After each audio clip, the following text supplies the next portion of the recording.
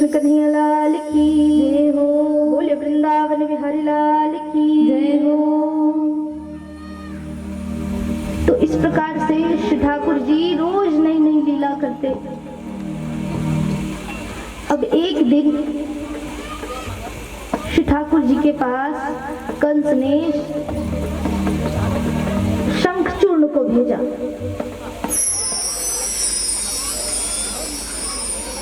उसका उद्धार भगवान श्री कृष्ण ने किया, उससे युद्ध किया, उसे मृत्यु के घाट पहुंचाया। तब राधा रानी ने कहा कि कन्हैया तुमने बहुत लोगों की हत्या की है, पाप है। कन्हैया ने कहा इन्हें मारने में कोई पाप नहीं है, इन सबका उद्धार हो रहा है। लेकिन राधा रानी ने कहा लेकिन फिर भी ये पाप है। तो कन्हैया ने कहा तो क्या किया जाए। राधा रानी कहती है कि अब तुम तीर्थ जाके स्नान कर लो और सारे पापों से मुक्ति पा लो। तो कन्हैया कहते हैं इनके लिए बहुत समय लगेगा। कन्हैया ने कहा तुम कहती हो तो ये भी करने को तैयार हूं। और कहा चलो एक कुंड बनाते हैं और कुंड में मैं सारी नदियों को बुला लूंगा, गंगा यमुना जमुना सरस्वती सारी नदियों को यहाँ बसा लूंगा, सारे तीर्थों को यहाँ बसा लूंगा और फिर मैं स्नान कर लूंगा। राधा रानी खुश हो गई, प्रसन्न हो गई। कान्हा जी ने कुंड बनाया, राधा रानी ने भी कुंड बनाया। और कुंड बना करके जब वे दोनों बाहर निकले कुंड से, तो कृष्ण जी ने कहा अब इस कुंड में मैं सारे तीर्थों को ला करके बसा देता हूँ, सारी नदियों का जल यहाँ पे मैं समाहित कर देता हूँ। और श्री ठाकुर जी ने वही किया और उसके बाद उस कुंड में स्नान किया। वो ही जो कृष्ण जी ने कुंड बनाया वो कृष्ण कुंड है और राधा रानी ने जो कुंड बनाया वो राधा कुंड है। तो वहां पे श्री ठाकुर जी ने स्नान किया। आज भी वृंदावन में वो कुंड है, अगर आप गए हो तो आपने दर्शन किया होगा, उस कुंड का आपने स्नान किया होगा। बहुत अनुपम, बहुत ही सुंदर, बहुत ही प्यारी है। श्री ठाकुर जी के सारी लीलाओं के चिन्ह उस वृंदावन में देखने को मिलते हैं। आपको मौका मिले तो आप जरूर जाइए वहां। तो ऐसे श्री ठाकुर जी रोज नई नई लीला करते। अब कन्हैया घर आए, रात्रि का समय था। माता ने उन्हें स्नान कराया, पुनः फिर से चंदन इत्यादि लगाए और फिर भोजन परोसा। कुछ समय हुए, अब कंस का भय बढ़ता जा रहा है कि क्या होगा, कैसे होगा, ये मरता क्यों नहीं।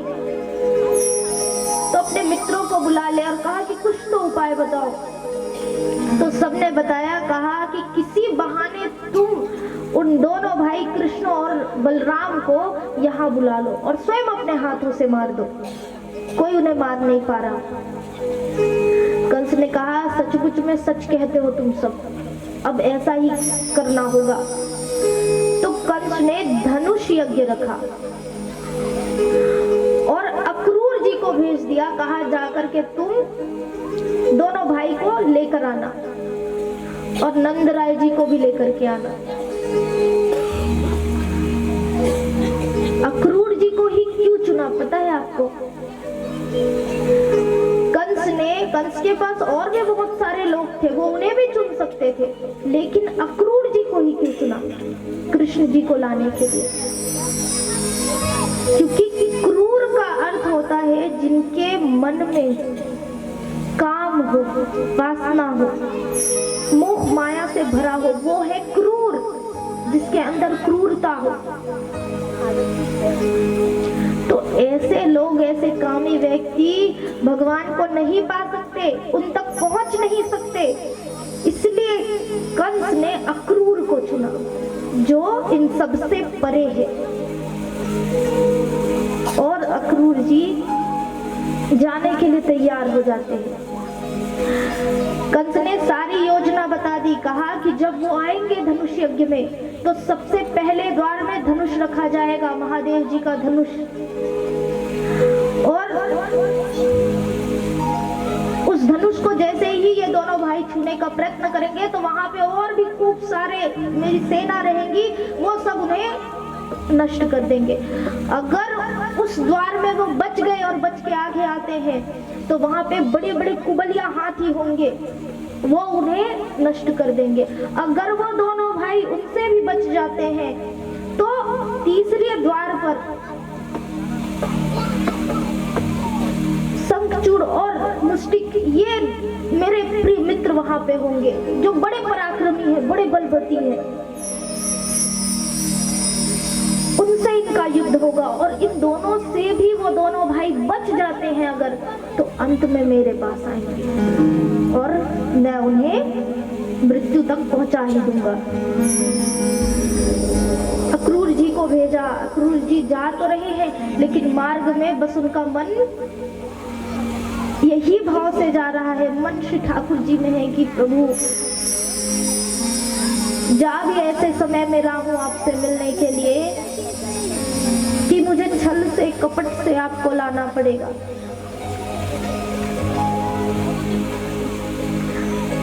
अब अक्रूर जी पहुंचते हैं वृंदावन में। वृंदावन में जैसे ही पहुंचे, कृष्ण जी और बलराम जी यमुना तट में गाय चरा रहे थे, वहां पे अक्रूर जी को देख लिया। अक्रूर जी को देख करके ही वे जान गए कि कोई ना कोई मथुरा से आ रहे हैं। जैसे ही पास आए तो देखा अक्रूर जी है, चाचा जी है। जाकर के प्रणाम किया दोनों भाइयों ने। जितने नटखट थे भगवान जी उतने संस्कारी भी थे, इसलिए उन्हें 16 कलाओं से निपुण बताया गया है। जितना नटखट उनका स्वभाव था उतने ही संस्कार भगवान ने दिखाए हैं। प्रणाम किया, प्रणाम कर कहा कि चलिए घर चलिए। प्रसन्नता से तीनों घर पहुंचे। नंद बाबा जी ने देखा कि मथुरा से अक्रूर जी आए हैं, स्वागत सत्कार किया, भोजन इत्यादि कराया और उन्हें सोने की व्यवस्था दी। अब दोनों भाई अक्रूर जी के चरण दबा रहे हैं। कहा चाचा जी, मैया देवकी और बाबा वसुदेव जी सही तो है ना, सब ठीक तो है ना, मथुरा में सब कुशल तो है ना, पूछ रहे हैं। अक्रूर जी बताते हैं कि कन्हैया क्या बताऊं तुम्हें, जब से तुम्हारा जन्म हुआ है और तुम्हें मथुरा से गोकुल लाया गया है तब से कंस तुम्हारे माता पिता देवकी और वसुदेव जी पे बड़े अत्याचार कर रहे हैं। अपने पिताजी की तो वो एक भी बात नहीं सुनते हैं, हर समय उन्हें कष्ट ही पहुंचाते हैं। कल तुम दोनों भाइयों को कंस ने बुलाया है, साथ लेके जाना पड़ेगा तुम्हें। कृष्ण जी कहते हैं अरे चाचा जी चिंता मत करो, हम जाने के लिए तैयार हैं। और अक्रूर जी शयन करते हैं, सो जाते हैं और सुबह जैसे ही होती है अब सब निकलते हैं। नंद बाबा जी को भी जाना था, सारे गोप वालों को संदेश दे दिया कि जो जो भी मथुरा जाना चाहता है सब छकड़े गाड़ी तैयार कर ले, दूध दही भर ले और फिर हम सब निकल जाएंगे। रात सब निकल रहे हैं। कृष्ण जी बलराम जी तैयार हो गए हैं, रथ पर बैठे। अक्रूर जी बैठ रहे रथ पे। उतने में यशोदा मैया आई, कहती कि कान्हा तुम कहाँ जा रहे हो? प्रभु मुस्कुरा रहे हैं। सारी गोपियां आ गई इतने में कि कान्हा कहाँ जा रहे हो, हमें छोड़कर क्यों जा रहे हो? विलाप करने लगी कि कान्हा मत जाओ, तुम्हारे बिना हम एक पल भी नहीं रह पाएंगी। हम ये वेदना, हम ये विलाप कैसे सहन कर पाएंगी, तुम जा रहे हो हमें छोड़ करके। भगवान श्री कृष्ण इस समय किसी भी गोपियों से नजर नहीं मिला रहे हैं, क्योंकि अगर वे नजर मिलाएंगे तो वे जा नहीं पाएंगे। और कृष्ण जी को ये बात पता है कि अगर वो जा रहे हैं तो जाकर वे वापस नहीं आने वाले हैं। लेकिन गोपियों से वादा करते हैं कि गोपियों मैं जरूर आऊंगा, कुछ काम है इसीलिए जा रहा हूँ, वो काम पूरे करके मैं आ जाऊंगा। गोपियां रथ के आगे आकर के खड़ी हो गई कि हम तुम्हें जाने नहीं देंगे, जाने ही नहीं देंगे। कोई श्री कृष्ण जी की पीताम्बरी पकड़ रही है कि नहीं मत जाओ, कोई चरणों को पकड़ रही है कि मत जाओ, लेकिन ठाकुर जी उनसे नजरें नहीं मिला रहे। इतने में माता यशोदा कहती है कि रे तू इतना कठोर कैसे हो गया, जिस माता ने तेरा इतना पालन किया है, पोषण किया है, उसे छोड़ करके जा रहा है। थोड़ी भी दया बची है या नहीं बची है कान्हा, मुझे देखता क्यों नहीं, देख और बोल कि मैया नहीं जाऊंगा। कान्हा जी मजबूर है, क्यों? क्योंकि एक माता जिन्होंने पालन पोषण किया है वो रोक रही है, और वहीं दूसरी ओर एक माता जिन्होंने जन्म दिया है वो भी कष्ट में है, उसे भी बचाना है। कान्हा क्या करे? भगवान ने सोचा कि इतने दिन तो मैया मैं तुम्हारे पास रहा हूँ, अब उन्हें मेरी बहुत ही आवश्यकता है, अगर मैं उनके पास नहीं पहुंचा तो अनर्थ हो जाएगा। ठाकुर जी मैया यशोदा की ओर नहीं देख रहे हैं। यशोदा ठाकुर जी को पकड़ लेती कि कान्हा तू मत जा, मत जा, और गले से लगा लेती है। कान्हा जी कहते रे मैया तू तो बड़ी भावुक हो रही है, तू चिंता मत कर, मैं जाऊंगा और बस जाकर के वापस आ जाऊंगा, ज्यादा समय नहीं लगेगा मुझे। तब नंद बाबा जी भी जब तैयारी में थे, सारे गाड़ी लगी हुई थी जिसमें मटकियां भरी हुई थी दही से, गोप ग्वाल को जाने के लिए तैयार थे। नंद बाबा जी ने कहा यशोदा हम जाकर के तुरंत आ जाएंगे, तुम चिंता मत करो। तब उन गोप ग्वाल में कोई एक बड़ा चंचल था, उसने कहा कि ये परब्रह्म है, इसे मत रोको, ये वही करते हैं जो इनकी इच्छा होती है, ये जीव की इच्छा के लिए कार्य नहीं करते, परब्रह्म है, ये वही करेंगे जो इनकी मर्जी होगी। सारे गोपियां हट जाती है, मैया यशोदा पीछे हो जाती है, क्रूर जी रथ चलाते हैं। इतने में रथ जाते हुए सारी गोपियां, कुछ गोपियां दौड़ रही है कि कान्हा मत जाओ, मैया यशोदा दौड़ना चाह रही है लेकिन इतनी निर्बल हो गई है, अश्रुधारा बह रही है, दौड़ नहीं पा रही है। कुछ दूर रथ दिख रहा है, अब धूल उड़ने लगा, रथ दिखाई नहीं दे रहा है, गोपियां थक गई दौड़ करके, मैया यशोदा थक गई, सारी गोपियां मूर्छित हो गई, मैया यशोदा मूर्छित हो गई, ठाकुर जी दिखाई नहीं दे रहे हैं। कुछ समय बाद सब फिर से जागृत अवस्था में आई। सबने सोचा कि अब हम ठाकुर को, अब हम बिहारी जी को, अब हम अपने कन्हैया को नहीं देख पाएंगे। चल नहीं पा रही है, घर तक जाना चाह रही है वापस, लेकिन चल नहीं पा रही है। मैया यशोदा जैसे भी चलना शुरू करती फिर से गिर जाती। मैया रोहिणी है साथ में, वो भी विलाप कर रही है, रुदन कर रही है। अब इधर गोपियां जैसे भी संभलते हुए अपने अपने घर में पहुंची तो रास्ते में अब राधा रानी मिल गई। राधा रानी ने चिल्लाया कान्हा ना जाओ, कहाँ जा रहे हो?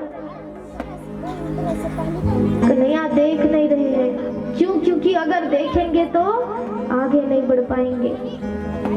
मैं कान्हा को राधा जी ने कहा बस तुम्हारा प्रेम यही तक था क्या, तुम छोड़ के क्यों जा रहे हो?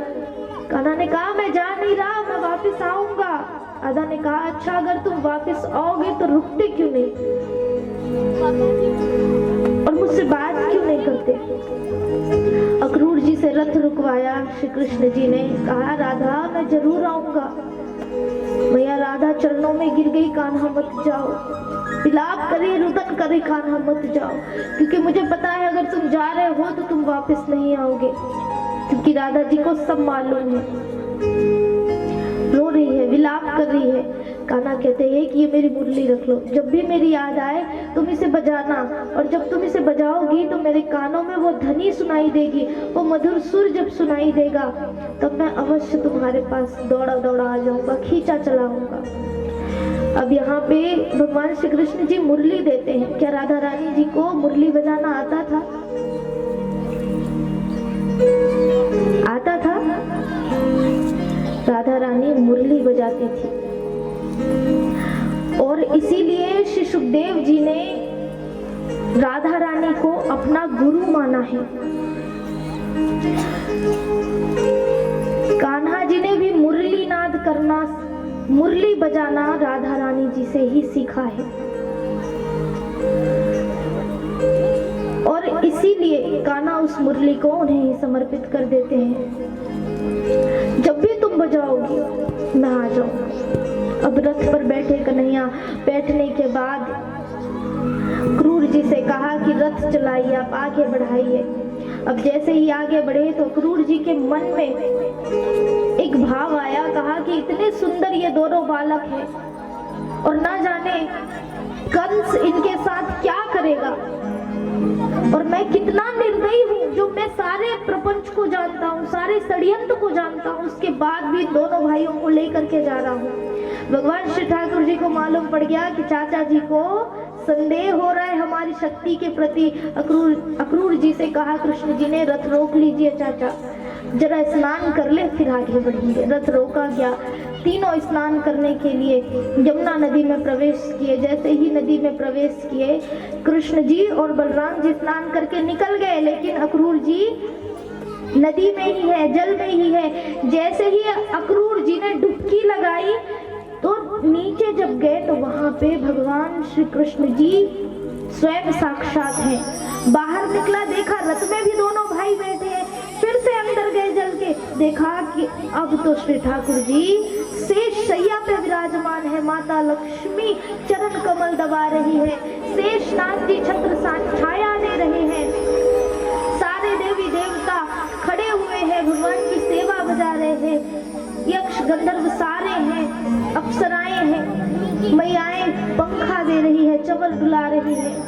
ऐसा दृश्य को अक्रूर जी ने जब देखा तो मोह भाग गया, सारा भ्रम जाता रहा। बाहर आए जल से, कन्हैया के चरणों को पकड़ ले, कहा कि मुझे संदेह हो गया था। कृष्ण जी ने कहा होना ही है, लीला ही ऐसी है। अब चलिए जल्दी करिए, रथ पे बैठिए, बाबा जी की गाड़ी आगे निकल गई है, हमें साथ में जाना है। और इस प्रकार से उनके भ्रम को भी दूर किया भगवान ने और रथ आगे बढ़वाया। रथ आगे बढ़ा, अब मथुरा में पहुंच गए हैं सभी। कुछ दूर बचा हुआ है मथुरा पहुंचने के लिए। मथुरा के बाहर अब भगवान गाड़ी रुकवा देते हैं, रथ रुकवा देते हैं और कहते हैं कि थोड़ा अब यही विश्राम कर ले आज की रात्रि, फिर हम कल सुबह मथुरा में चले जाएंगे। अब इधर रात्रि हुई नहीं थी, अक्रूर जी चले गए कंस को संदेशा देने के लिए कि सब आ गए हैं, मैंने ला लिया है दोनों भाइयों को।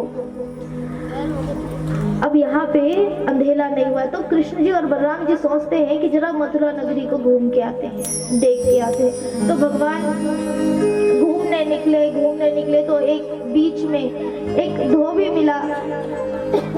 वो धोबी जो कंस के कपड़े धोया करता था, जा रहा था सारे कपड़े पकड़ करके। तो कृष्ण जी ने कहा वो धोबी 2-4 कपड़े हमें भी दे दो, हम भी पहन करके नगर घूम के आए।